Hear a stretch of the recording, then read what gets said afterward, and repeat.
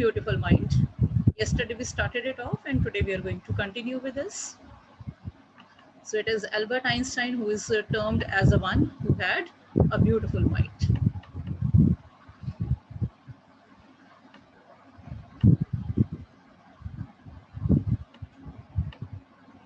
So we were here. So we were talking about his childhood. That even in his childhood, his friends used to call him Brother Boring because he could not get along very easily with them, and he because he was basically an introvert.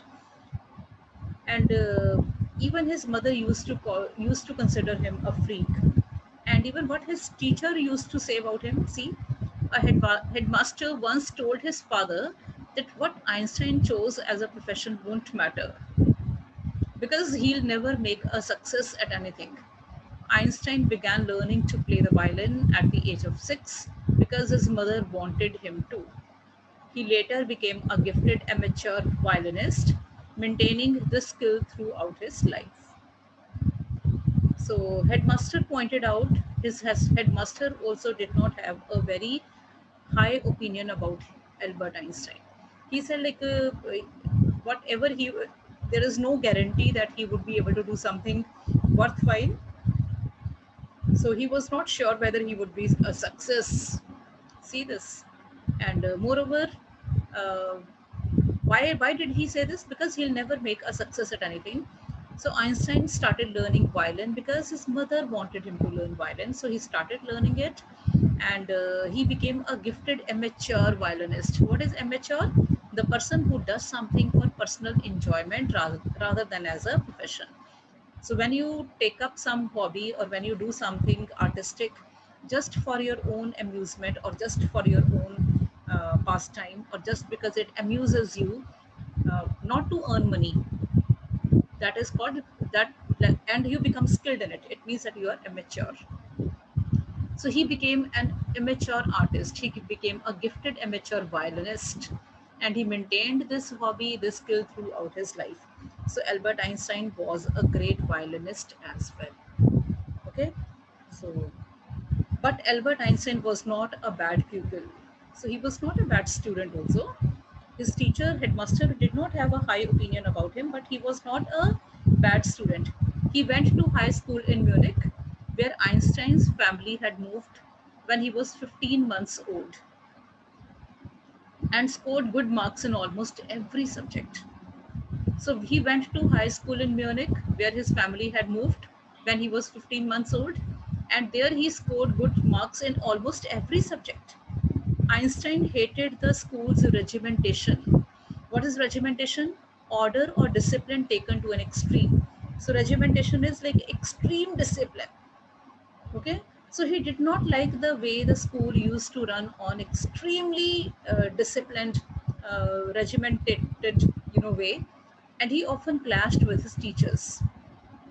So he started getting his education from a school in Munich, and it was a place where his family had shifted when he was only 15 months old. So there in the school he was doing fairly well. He was scoring marks, good marks in every subject. So though he did not like the extreme discipline of the school, extreme discipline doesn't mean that he wanted indiscipline. He wanted to become a lousy student. No, extreme discipline means that the school always used to do the things in extremely fine order. They would not, that kind of regimentation doesn't allow the students to express their views. Okay, so don't consider like Albert Einstein was against the school's regimentation. Regimentation is overtly disciplined, so where the students are not even given the freedom to express their ideas. Okay, so where there are no discussions. Okay, where there are discussions, it means that the school is not extremely of that kind where this Albert Einstein was. So he felt so stifled there that he left the school for good. So in that school he felt suffocated. In that school he felt that he was not able to express himself, right? So he left that school for good. So in your 11th standards English, in the book of 11th standard in Hornbill, if I'm not wrong, or in Snapshots, there is a chapter on Albert Einstein at school. You people can download that chapter and you read that. So then you'll come to know like what happened at that particular school in Munich that he had to leave that school. Okay, so he was doing very well in that school. He was scoring good marks in almost all subjects. He was fond of history, he was fond of geography, he was fond of sciences, he was fond of maths, he was fond of like everything. Even music he was very fond of, but he did not like to be in that school, and he left that school and moved on. So in that chapter, which is there in the book of 11th standard, the book by NCRT only, the chapter's name is Albert Einstein at School. Read that chapter. Okay. How many of you will read this chapter today? Albert Einstein at School. And tomorrow we'll discuss what you read in that. So that will give you a lot of information on what kind of student Albert Einstein was, right? So, so in that school, you know, he often had clashes with the teachers. So he had clashes with the teachers. It doesn't mean that he used to have disputes with teachers over the matters which are related to studies and all. He had clashes with the teachers, especially with one teacher only, because he did not like the ideology of teaching. He did not like the way history was being taught in that school. The teacher expected him to learn the facts, whereas this Albert Einstein was of the view that there is no need to learn the dates and facts as it is, because you can find them anywhere in the books. Important thing is not that you learn the dates. Important thing is not that you that you know that you should know like when did a war happen. Important thing is why did a war take place. Why is more important than when. Okay, when you know the answer to when, it means that you have crammed it. So anyone can cram, even a parrot can cram. But when you know the reason, like why it happened and how can it be stopped, it means that you have got more analytical skills, and you are able to, you can solve the problems. You want to know the reason of the problem and you want to solve it. You are a problem solving person. You have the aptitude for problem solving things. Okay, so it's not important when, important is why and how. So because when you go for why and how, you have the skills to solve the problems also. So a genius doesn't bother for when. A genius doesn't bother to cram or learn the things. A genius is after knowledge. Okay, he wants to go for something in details. And moreover, genius, at the age of 15, Einstein felt so suffocated, he felt so choked in that school that he left the school for good. The previous year, Albert's parents had moved to Milan and left their son with the relatives. So Albert's parents, they had moved to Milan and they left their son, who is the son, Einstein. So they left Einstein with the relatives. After prolonged discussion, Einstein got his wish to continue his education in German speaking Switzerland, in a city which was more liberal than Munich.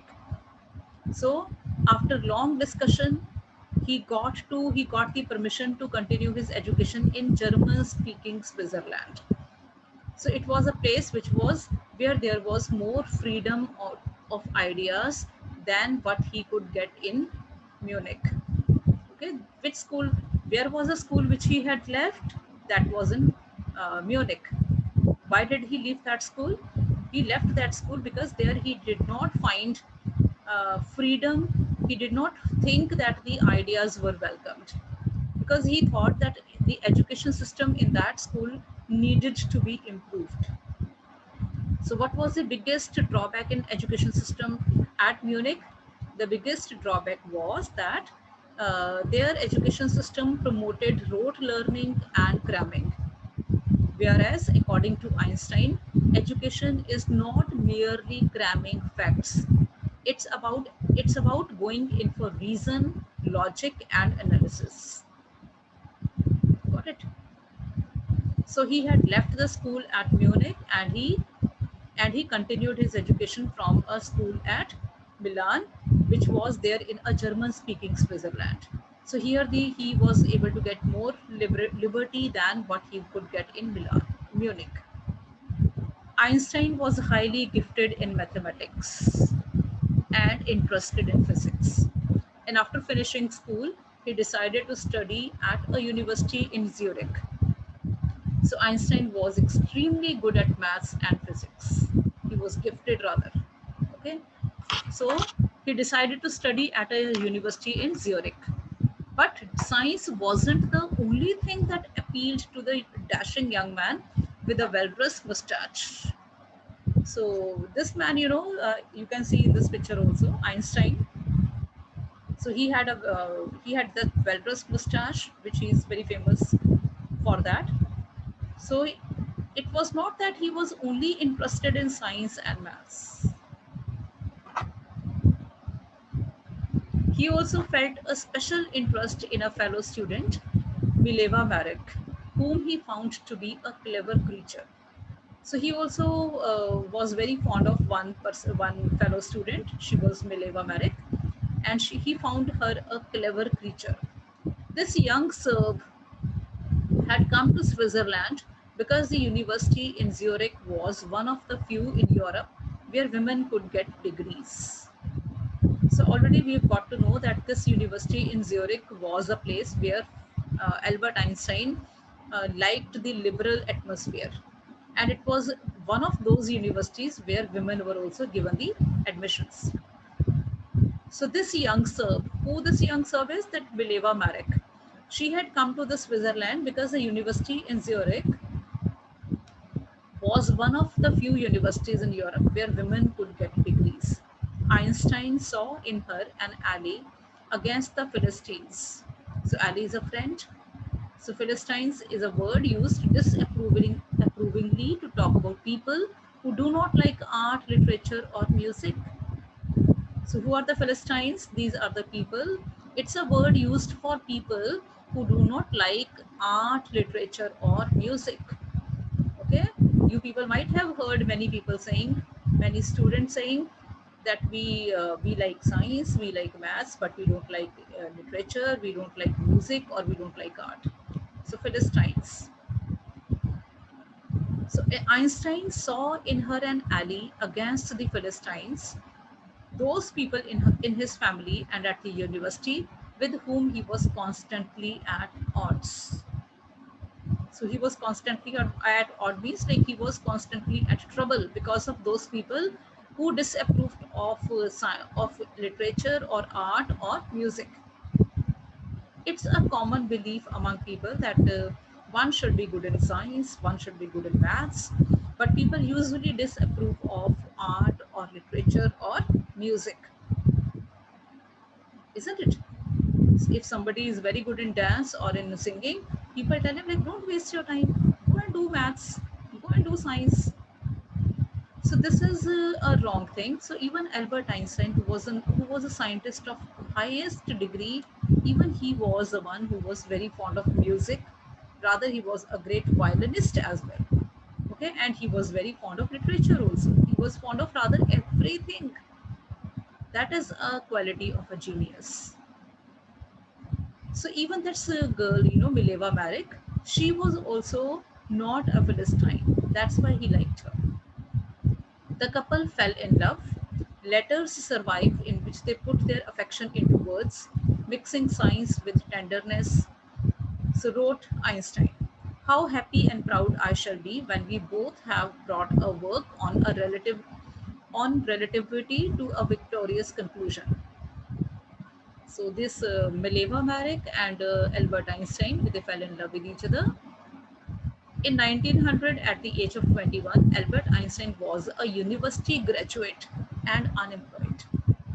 So at the age of 21, Albert Einstein had done graduation, but he still did not get any job. He worked as a teaching assistant, gave private lessons, and finally secured a job in 1902 as a technical expert in the patent office in Bern, while he was supposed to be assessing other people's inventions. Minded, it's very important thing. So Albert Einstein, at the age of 21, he got the degree of graduation, but still he did not get job. But yes, at the age of 22, that is in 1902, he got the job as a teaching assistant.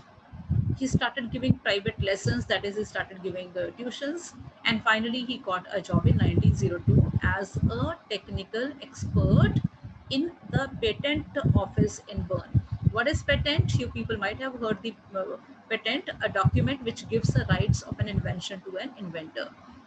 So patent is like a document which gives the right of an invention to an inventor. So he started give he got the job of technical expert in that patent office in Bern. While he was supposed to be helping other people's inventions, Einstein was actually developing his own ideas in secret. So when he had got a job as technical assistant, as technical expert in that patent office in Bern, at the time, side by side, he was doing his own invention. He was developing his own ideas in secret. Okay, he is said to have jokingly called the desk drawer at work the Bureau of Theoretical Physics. So whatever he would write, he would keep them in the desk drawer of his office, and he used to call his desk drawer as a Bureau of Theoretical Physics. Okay. So one of the famous papers of 1905 was Einstein's special theory of relativity. In 1905, he came up with very famous papers, and that is they are called as Einstein's special theory of relativity, according to which time and distance are not absolute. What is absolute? Absolute means measured in itself, not in relation to anything else.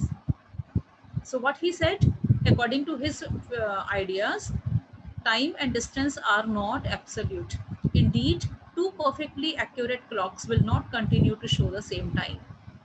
So indeed, two perfectly accurate clocks will not continue to show the same time if they come together again after a journey, if one of them has been moving very fast relative to the other. So if the like his main philosophy was that time and, so what was his main theory? Like time and distance are not absolute. So in order to prove this, he said, like, if you have the clocks, if you get the same clocks and you go to the different parts of the world and you move in at different speeds and you come back to the same place, then you will find that both of the clocks are giving different times. From this followed the world's most famous formula, which describes the relationship between mass and energy. So from this concept, he gave this formula of E equals to mE squares. So in this mathematical equation, E stands for energy, M for mass, and E for speed for the light in a vacuum about 30,000 kilometer per second. So when you sit with a nice girl for 2 hours, it seems like 2 minutes. And when you sit on a hot stove for 2 minutes, it seems like 2 hours. That's relativity, Albert Einstein. So Albert Einstein would explain very difficult concepts in such comic manner. Okay, in order to explain the formula of this mass and energy, he explained this in this kind of, in this way. Like if you sit with a nice girl, if you are sitting with a person of your choice, then even 2 hours would look like 2 minutes.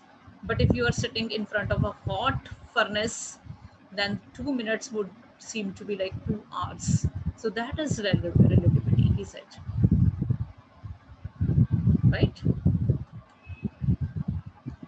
So children, it's not that Albert Einstein talked about something out of blues. This we all know. We all know that when we are doing something of our choice, then time, where time goes, we don't even realize. But when we are doing something very, very difficult or something which we don't like, then it appears as if the time is not passing off. But this very concept he gave in his scientific manner. While Einstein was solving the most difficult problems in physics, his private life was unraveling. So, what is unraveling? Starting to fail. So, when he was solving the most difficult problems in physics, his own personal life was suffering. Albert had wanted to marry Mileva right after finishing his studies, but his mother was against it. She thought that Mileva, who was 3 years older than her son, was too old for him. She was also bothered by Mileva's intelligence. She is a book like you, his mother said. Einstein put the wedding off. So Mileva was the girl whom he always wanted to marry, and he had decided that when he would finish off his education and all, then he would marry her. But Einstein's mother disapproved of Mileva. She was of the opinion that number one, Mileva was older than Einstein, and secondly, she thought like Mileva would not be a perfect match for Einstein because she was like him, a bookworm, right? So basically, Einstein's mother knew this, that this marriage would not be a happy marriage. And children, you will be surprised to know that Einstein's mother was right.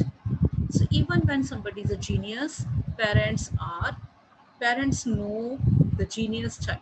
Parents know better as to what is good for their child. Maybe the child is a genius like Einstein. So parents are even superior than they are always more knowledgeable, they are wiser than children always. Maybe it's a case of genius child. So remember this. Okay, and you will see that Einstein will marry this girl, uh, whom his mother never approved of, and eventually he'll have to divorce her. Okay, because the marriage will not last longer. The pair finally married in January 1903 and had two sons. But a few years later, the marriage faltered, so it became weak. So Mileva, meanwhile, was losing her intellectual ambition and becoming an unhappy housewife. So after a few years, Mileva started becoming an unhappy housewife. In the beginning, she was a very ambitious, she was a very intelligent person like Einstein, but very soon she started becoming an unhappy housewife. After years of constant fighting, the couple finally divorced in 1919. Einstein married his cousin Elsa the same year. So Elsa was her cousin, she was his very good friend, and he married her later in 1990. And today I told you, like, you people read the chapter from NCRT 11th standards book, Einstein at School, and there you'll find a reference to Elsa. Elsa will try to, you know, uh, she will try to explain to Einstein that he must try to pass because there will be a time in the life of Einstein when he would not to have the confidence that he will pass the exams. Okay, the biggest problem with the genius is not is that they are not able to pass off easily, because in order to pass in the exams one needs to cram the things. So genius are not necessarily always the toppers. I'm saying necessarily, but yes, where this man was, where this person whom I'm talking about. So where this Einstein was in that school earlier, uh, there this educational system was totally based on cramming. Okay, so that he could not do. So we were talking about Elsa, that there will be a reference to Elsa in that chapter, and you'll come to know that Elsa was the one who understood Einstein very well. Einstein's new personal chapter coincided with his rise to world fame. So his new personal chapter coincided with his rise to world fame. In 1915, he had published his general theory of relativity, which provided a new interpretation of gravity. An eclipse of the sun in 1919 brought proof that it was accurate. So children, in 1915, he got his theory of relativity published, and that theory of relativity also gave a new meaning of gravity. So what theory he gave in 1915, that theory proved to be true or right in 1919 with the solar eclipse. So what he said in the theory in 1915, that theory proved to be right during a solar eclipse in 1919. Einstein had correctly calculated in advance the extent to which the light from fixed stars would be deflected through the sun's gravitational field. So he had already calculated before the solar eclipse, this man had already calculated the extent means the limit to which the light from the fixed star would be deflected. What is a deflection? It's the opposite of reflection. So deflected changed direction because it would hit something. So he had calculated the limit to which the light from the fixed stars would be deflected through the sun's gravitational field. The newspapers proclaimed his work as a scientific revolution. So what theory he gave? Theory of relativity against that gravity. That theory was termed as a great scientific revolution. So he received the Nobel Prize for Physics in 1921. He was showered with honors and invitations from all over the world and lauded by the press. So he was, extremely lauded or appreciated by the press. Press means media. When the Nazis came to power in Germany in 1933, Einstein emigrated to the United States. You know that for education he had gone to Germany, right? Because in Germany he found the atmosphere far liberal than what it was in Zurich earlier. But when in 1933, when Nazis came to power in Germany, then he left Germany and came to United States. 5 years later, the discovery of nuclear fission in Berlin had American physicists in an uproar. So later, 5 years later, the discovery of nuclear fission in Berlin. Berlin is in Germany only. So after 5 years later, the discovery of the nuclear fission in Berlin, it had American physicists in an uproar. So the American physicists, the American scientists were very disturbed because of the discovery of nuclear fission. Nuclear fission means atomic bombs and all. So the scientists were very disturbed. Many of them had fled from fascism, just as Einstein had. So Einstein had already left Germany when Nazis came in power over there. So afterwards, when this nuclear fission was discovered, then those scientists were very disturbed and they left Germany.